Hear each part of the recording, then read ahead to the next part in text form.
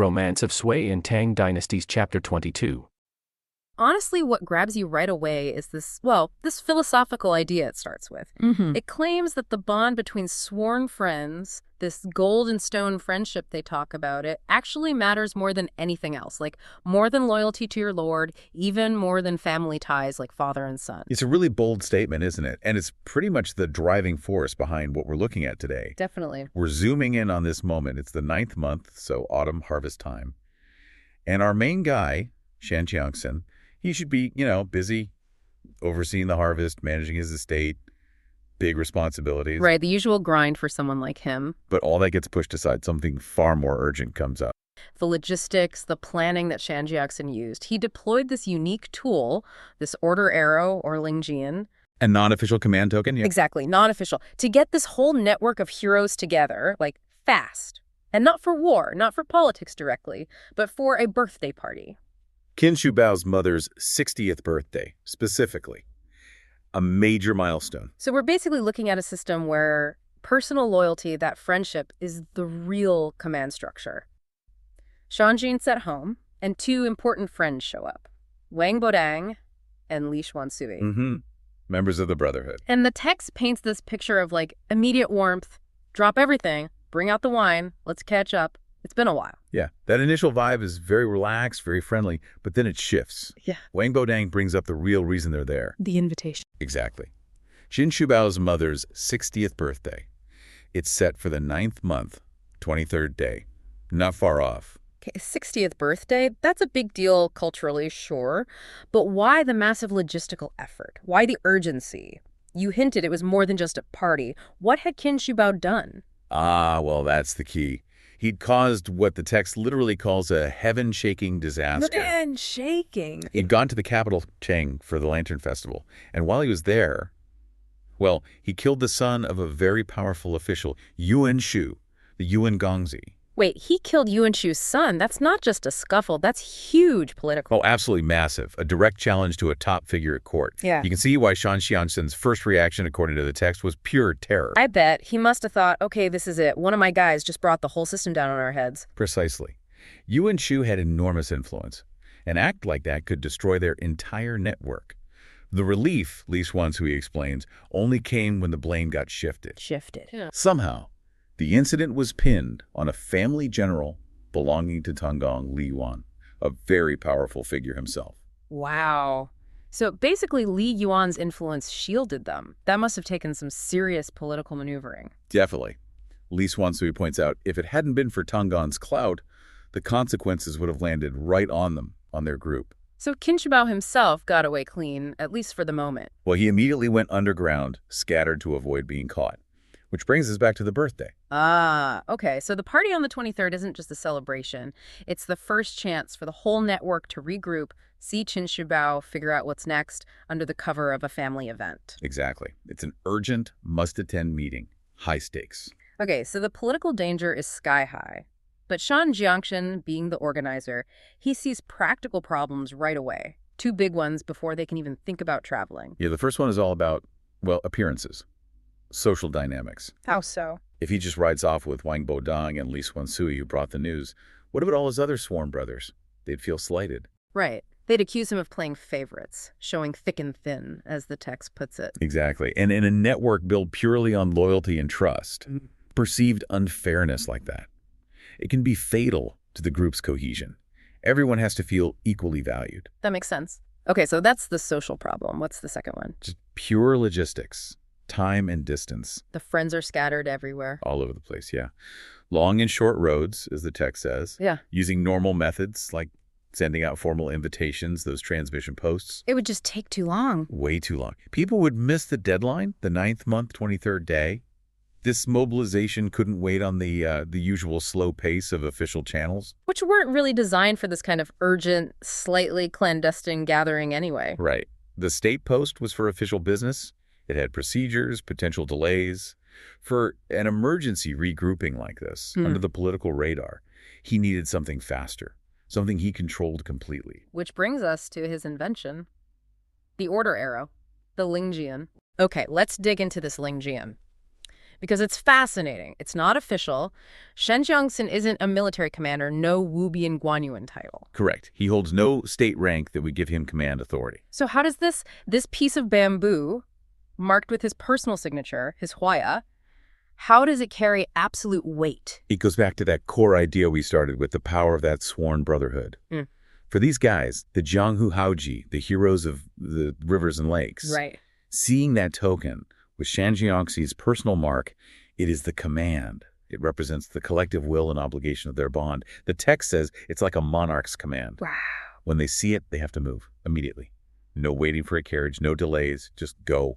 Does not await a carriage and acts. Oh, it's like, I don't know, the ultimate encrypted push notification from the group leader.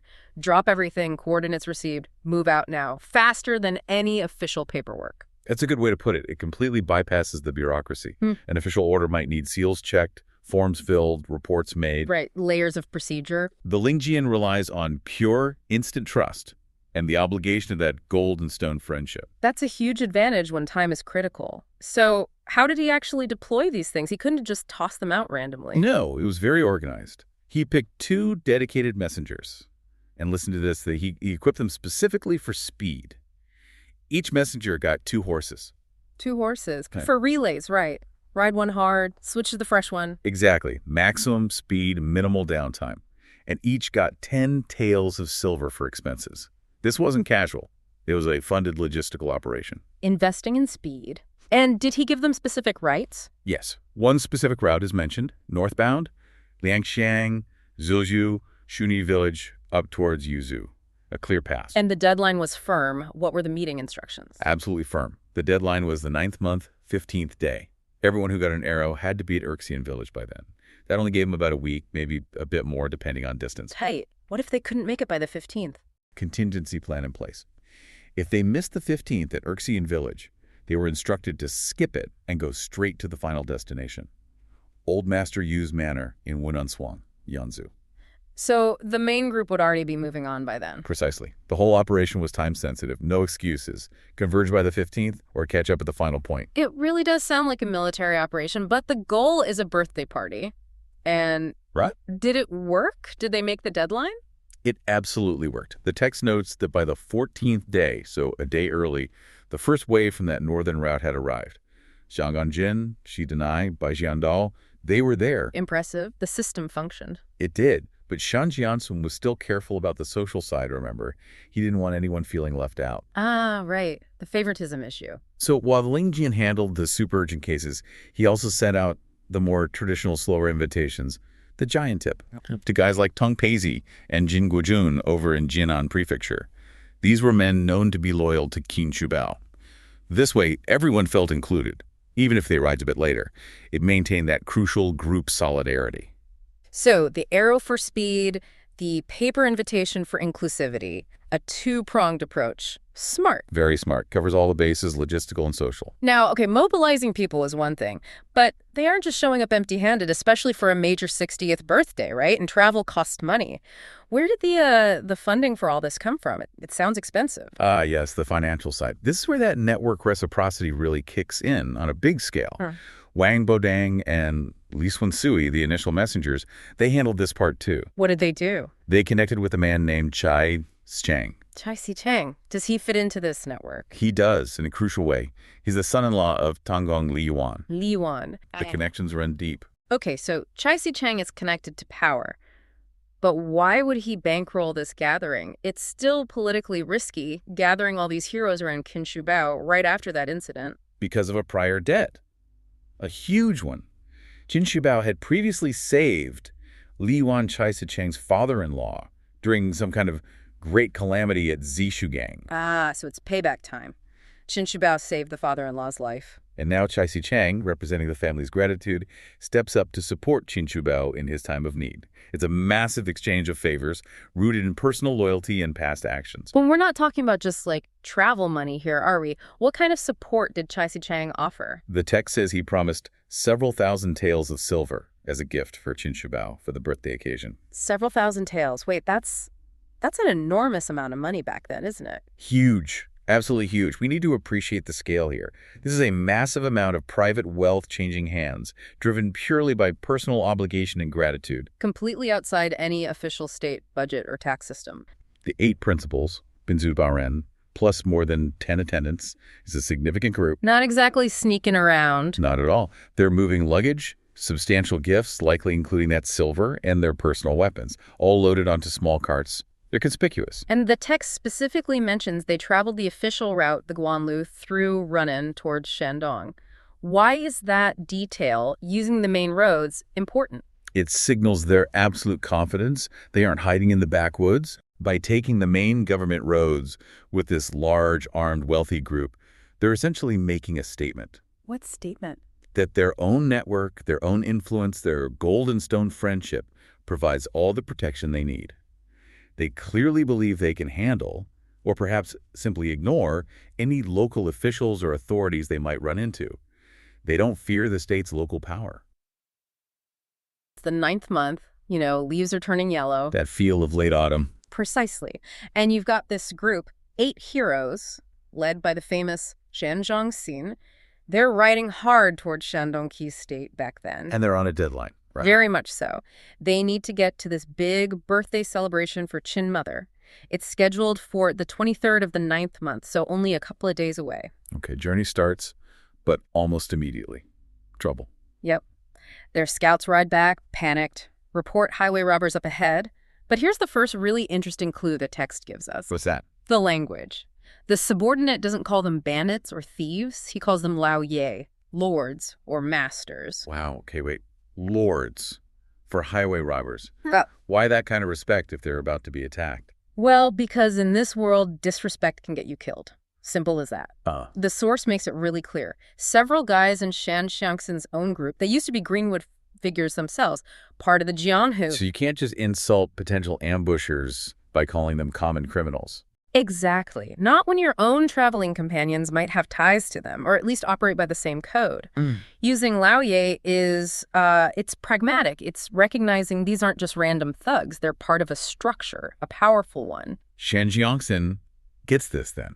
He understands they're connected. Oh, absolutely. Which maybe explains his reaction. Right, because he seems weirdly calm about the whole thing. He actually laughs. He does. He assumes it's just, a brother, an acquaintance who's seen his command arrow, his Lingdian, and is just waiting to collect a little travel money. Like a friendly toll booth. Sort of, yeah. His confidence is all based on his own reputation. He's basically saying, hey, they know who I am. This will be quick. A bit of ego, maybe?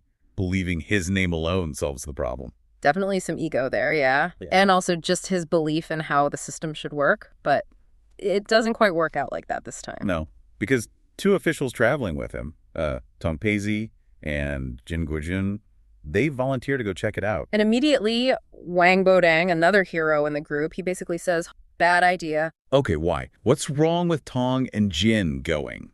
Bodang seems certain it's going to end badly. It all comes down to something called Feng King. Think of it as like local rapport, local understanding, social currency in that specific world. And Tong and Jin, they don't have it. 0.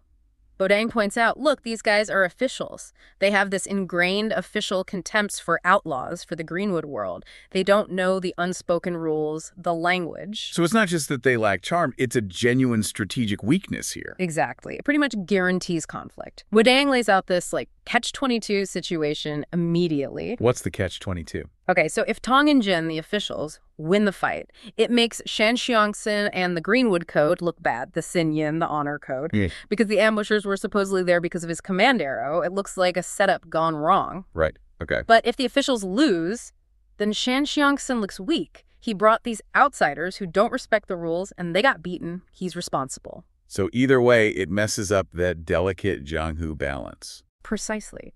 And Bodang's prediction, spot on. Tong and Jin get routed pretty quickly. They come running back. And we find out who the ambushers actually are. Yu, Junda, and Cheng Yaojin. And get this, they weren't even waiting for Shan Xiangxin's group. Seriously, so the whole assumption was wrong. Completely. They were just being opportunistic highwaymen. They saw another traveler, Chai Chang, who looked rich. The text says he had flashy attire and heavy baggage and decided to rob him. Wow, just pure chance then. Which really shows you the code of honor. It doesn't mean you don't rob people. It just dictates who you can rob and how you treat people once you figure out who they are. And the guy who really embodies the less refined side of this is Cheng Yojing. Oh, Yao Jing, yeah. He's something else. The source paints a pretty vivid picture of his fighting style. Brutal seems like an understatement. It's all raw power, just immense brute strength. He uses his axe with these huge, indiscriminate swings, like a sudden storm, the text says. No finesse, just overwhelming force. And effective, apparently. Terrifyingly so. It describes him chasing the defeated officials like a frosthawk hunting a panic-stricken rabbit. He just demolishes people because he doesn't bother with technique. Okay, so chaos reigns. Then Wang Bodang, the guy who saw this coming, he finally steps in. He does. He raises his spear, not necessarily to attack hard, but to get attention. And he shouts the magic words, basically. The phrase meant to invoke the code. Which is? Friend, stop! We're all dejung. Which means something like we're on the same path or part of the same brotherhood. The insider term. Exactly. But here comes the funny part, which tells you so much about the different levels within the Greenwood. What happens? Yao Jin, who the text calls a coarse person, he completely misses the meaning. He doesn't get the fang ya, the insider talk. How does he misunderstand Daojun? He hears Dao and thinks of the homophone related to Taoism, specifically the vegetarian aspect. So he yells back, completely confused, I don't eat vegetarian food. How are we Daojun? Cockles. Seriously.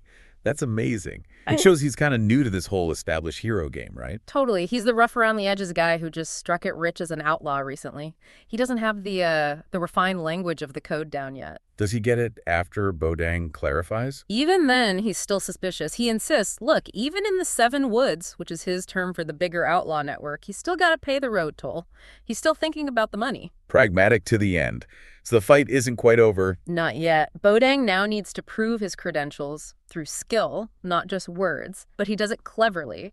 How so? He fights defensively, expertly, uses these beautiful moves like the silver dragon leaving the sea.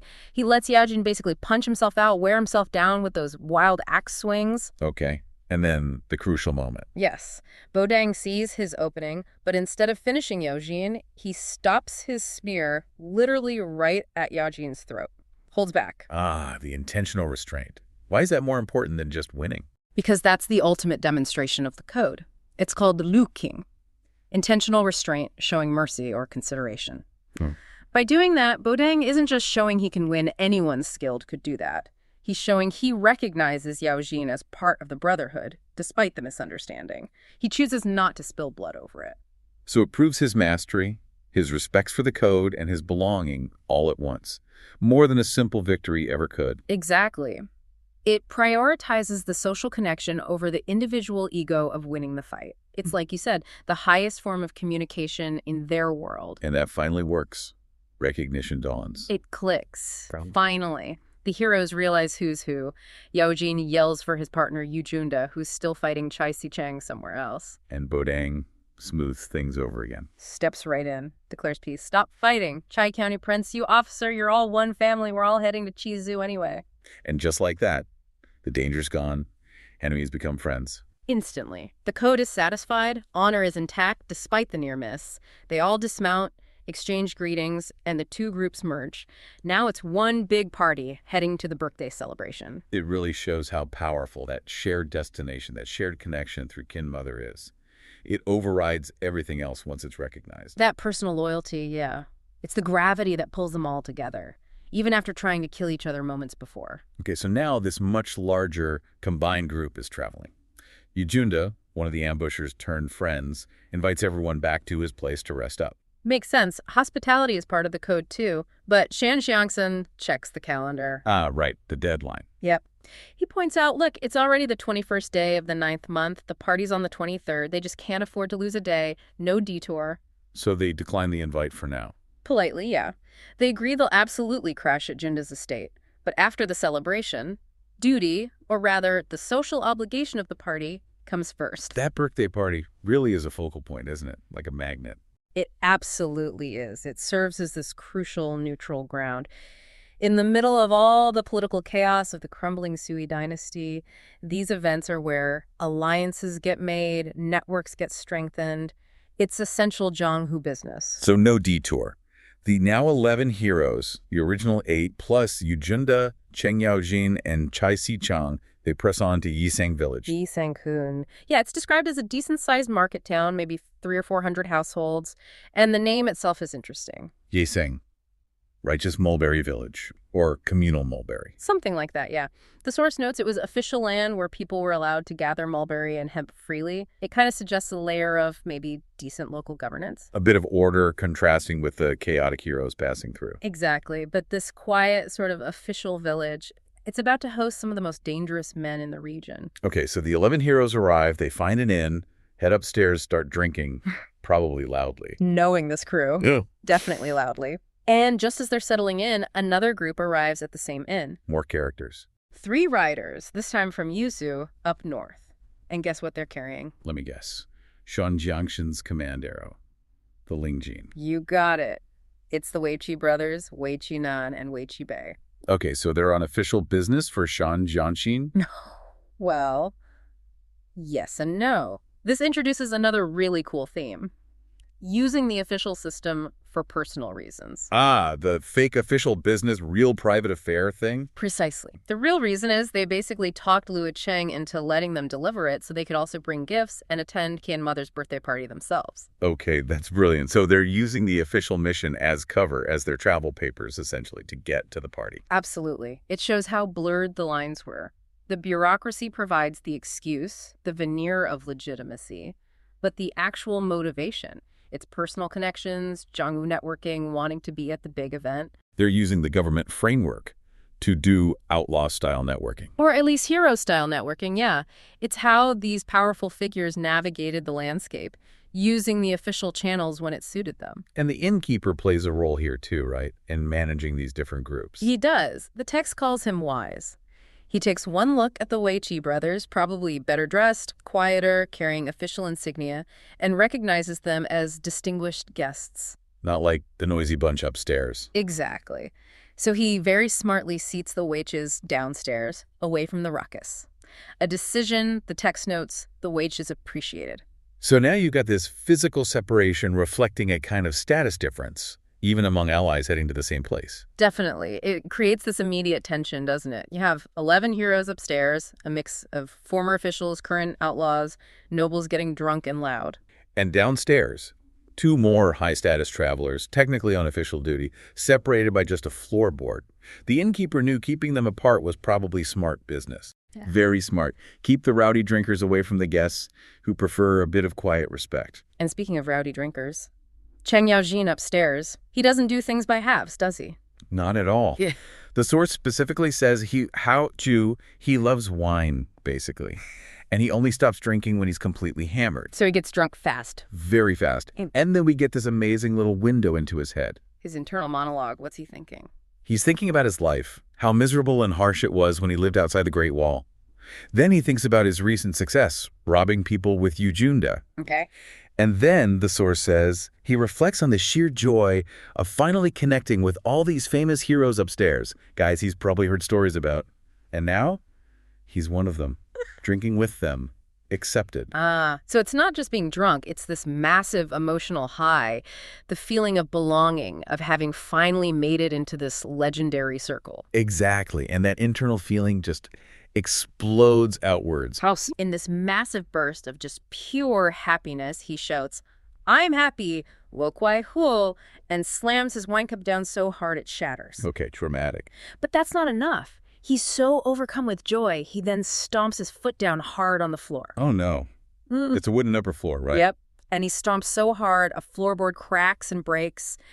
It's specifically a Keilu, a grass-roofed inn. Kind of basic? Maybe even a bit rickety? Definitely rickety. Crash. The plank breaks, dust, bits of wood, maybe some plaster. It all comes raining down. Raining down onto who? Onto the feast of the Yuchi brothers. Nan and B, they're dining right below. Their meal is ruined. Okay, accidental damage. How does it escalate? Well, Yuchi Nan, the older brother, he's more reserved. Just comments, how rude this upstairs person is. But the younger one, Yuchi B. Ooh, he goes 0 to 60. Immediately starts yelling up, calling Yaojin an animal, telling him to stop pounding hooves. It's a major insult. Fighting words. And Sheng Yaojin doesn't take insults lightly, does he? Not at all. He literally jumps down from the upper floor instantly. Wow. And the fight. It's described as just raw power. Both Yaojin and UTB have this Lingli Wukong boundless strength. They're not fencing, they're wrestling, tearing their fancy silk robes, hitting hard. The whole inn is practically shaking. So it's pure chaos. Yeah. Then someone tries to change the rules. Exactly. Yu Qinan, seeing maybe they're not winning the strength battle, tries to pull rank. He asks the innkeeper which local government has jurisdiction here. He's invoking Guancheng, official authority. Yeah, he's trying to shift the ground from a brawl settled by strength, which wasn't going their way, to a matter of state authority where maybe they have an edge. But Shan Xiongxin is there too, right? And he hears this. He does. Yeah. And he is not impressed. He gets angry at the tone, this attempt to bring officialdom into a roadside dust-up. What does he say? Basically tells Yu Qinan off, says something like, this is a rough place. We settle things with fists, not official seals. Get downstairs and finish the fight properly. He completely rejects the authority play. So Xiongxin reinforces the might makes right code of the Greenwood heroes. Absolutely. Personal strength and loyalty above state rules in this context. But then the whole thing turns on a dime. Not because of the fighting, but because another hero upstairs, Yang Gongjin, hears Yu Qinan speak and recognizes his accent. An accent? Yeah, Yuzu accent, from modern Beijing area, roughly. And suddenly Zhang Guanjin realizes, wait, these guys are from Yuzu. You're part of our network. They're potential allies, friends. That's incredibly abrupt. They go from nearly killing each other to potential friends because of how someone talks. It shows you how their world works. Brotherhood, shared origins that can override immediate conflict. The fight is stopped almost instantly by Yu Junda and Yu Qinan himself once the connection is made. Shared background beats immediate insult. Wow. So what happens then? Total reversal. They change out of their torn clothes. There are apologies all around. The innkeeper gets paid to fix the floor. And the meal. A brand new, much grander feast is served upstairs for everyone. The violence is just, poof, gone, replaced by instant fellowship. They literally patch things up and break bread together. It highlights that fluidity you mentioned. Extreme fluidity. Recognition is everything. So this group, now 13 heroes strong, they drink late into the night. They do. And the text even gives us little details like who are the serious talkers staying up late. Like Zhang Gongjin by Shandao and Shi Denai. He's interesting. Very. A former official. So he bridges that gap between the martial world and the state world they sometimes operate in or against. And who went to bed early? The guys who were tired or maybe a bit outclassed earlier, Tong Peizi, Jin Guojun, who Yao Jin had actually beaten before, and Chai Sicheng, described as a bit spoiled. Right. But the important discussions weren't happening at the table, were they? No, the core group, Xiongxin, Wang Bodang, Yu Qinan, and 2 others, 5 total, they slip out to a nearby mulberry grove. For some private strategy talk. Exactly. They're planning, coordinating. It's not just about feasting and fighting. There's purpose behind the gathering. And they don't waste time. They're up early the next morning. Very early. 5th watch, before dawn. They set off for Kizu, which isn't far, about 40-liner. Why Kizu? Big event planned for the next day, a birthday celebration. Okay, so they're approaching Kizu. What's the scene like? It's bustling. They see a huge crowd of people up ahead, but it's not for them. Who is it then? It's the agents, the runners from all the different brokerage firms, the Yaheng. Kizu is clearly a major commercial center. These guys are selling everything imaginable: grain, silk, horses, cloth. It's noisy, chaotic commerce. So Xiongxin has to navigate his group through this. Yeah, he directs them past the market chaos towards their specific destination. They have a host arranged. Who's the host? Jia Renfu. He runs a whip and stick merchant business beyond Sangheng just outside the West Gate. And crucially, Jia Renfu is a very close friend of Qin Shubao. The man whose mother's birthday they're coming to celebrate. Exactly. And Jia Renfu's reaction shows the scale of hospitality expected. He was actually getting gifts ready for Qin Mother's birthday. But then 20-plus heroes show up on his doorstep. Right. He immediately drops everything, decides he must host the entire group, instantly arranges 10 tables of food for immediate refreshment, another 10 tables for a formal feast later, hires musicians, even gets himself new clothes. It's a massive undertaking. It speaks volumes about the resources needed to host these guys. And it wasn't just the food, right? The horses were a problem. A huge problem. Yeah. The text makes a point of this. These aren't just average nags, they're Quanli Longju, 1,000-line steeds. Big, powerful war horses with large muzzles, meaning you couldn't just tie them up anywhere. The source says each horse basically needed its own large stable or room. They took up a lot of space. So only a big merchant establishment like Jia Runfu's, used to handling caravans of goods, could actually accommodate them. Precisely. It grounds their larger-than-life status in a practical reality. You need infrastructure to support these heroes. Their arrival marks a shift from the roadside chaos to the more structured, wealthy environment of the city. Okay, so they're settled in at Jia Runfu's place. The hospitality is flowing. What's the first thing Shan Qiangson wants to do? See his friend. He immediately asks Jia Runfu, okay, send someone to fetch Shubao, let him know we're here. Simple request. But it puts Jia Runfu in an impossible position. Utterly impossible. He freezes up inside. Because he knows something the others don't. Which is? Today is a Shuangri, a critical administrative day. And Shubao isn't just busy, he's deeply entangled in official trouble. A case involving highwayman Xiangma. And Jia Runfu knows Shubao's character. Too well. He knows if Shubao gets an invitation from his sworn brothers, especially Shan Jiangson, his loyalty will compel him to drop everything, his official duties, the investigation, everything to come meet them. Which would land him in even hotter water with the authorities. Exactly. Immediate, serious trouble. Jia Renfu describes it internally as Shi Chuliang caught between two impossible choices. Honor friendship, betray duty. Honor duty, betray friendship. So what does he do?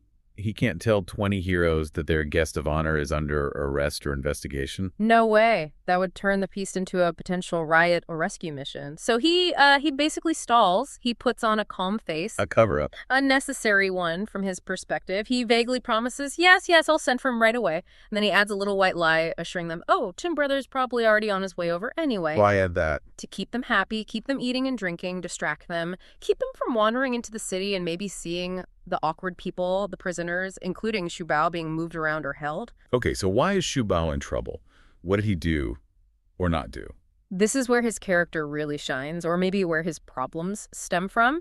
He's attained partly because he refused to do something unethical. Which was? He refused to frame two suspects in the highwayman case. The term used is jiga basically, to fabricate evidence or coerce a false confession just to close the case and appease the higher-ups. He wouldn't take the easy way out, even if it meant protecting himself. No. He chose to stand by his principles, even if it meant being lumped in with the suspects and facing the magistrate's wrath alongside them. He chose solidarity with the accused over complicity with a potentially corrupt process. Wow. Protecting low-level suspects instead of lying to get back to his friend's party. That's quite a choice. It defines him, but the price is immense. The magistrate, this Liu Shishi, is absolutely furious about the whole situation, the delays, the lack of a neat conclusion. And he blames the officers. Oh, yeah. Accuses them all of colluding, maybe even splitting the loot from the robbery. His demand is outrageous. Pay back 3,000 ounces of silver supposedly stolen. Which no one could possibly afford. Of course not. It's punitive.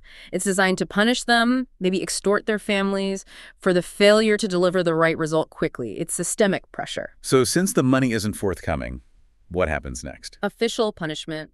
Shubao and 53 others seems to be a mix of officers, maybe some family members, local guarantors, the suspects themselves. They're all brought out for a formal trial. For comparison, the Benjiao. And this is happening while his friends are feasting just miles away. Exactly. The contrast is brutal. The magistrate deliberately delays court until late afternoon, sipai time, maximizing the anxiety. And the trial itself. It's swift and harsh. No real investigation seems to happen at the stage. The magistrate just orders a beating. 30 strokes with the heavy bamboo board for every single one of the 54 people. 30 strokes each. That's severe. It's incredibly severe. And the comparison or trial lasts until sunset, dragging out the ordeal. How does Shubao handle the beating? The text makes a point of his toughness, right? It does. He's described as having Krijin Banzu iron sinews, muscles like bamboo. He's physically incredibly resilient. And importantly, he chooses not to resist the punishment. He takes it. But his body reacts. His toughness almost breaks the tools of punishment. The text says the bamboo boards actually split against his muscles, and the hands of the executioners hitting him were cracked open hukuji lai. So he endured it in a way others couldn't. Yes. While many others were crying out, perhaps severely injured, needing to be carried away, Shubao suffered broken skin but no broken bones. He walked away under his own power. His body held up, mirroring his refusal to break his principles. It's a powerful physical metaphor. He absorbed the state's violence without yielding his integrity. just like he absorbed the physical blows without shattering. And the scene ends with that incredibly poignant line, contrasting the celebration with the suffering. A burst of drums and trumpets throughout the day. How many grievances weep until dusk? It just perfectly captures the two parallel worlds, the heroes feasting, oblivious. While their friend, the guest of honor, is enduring state-sanctioned torture for being honest.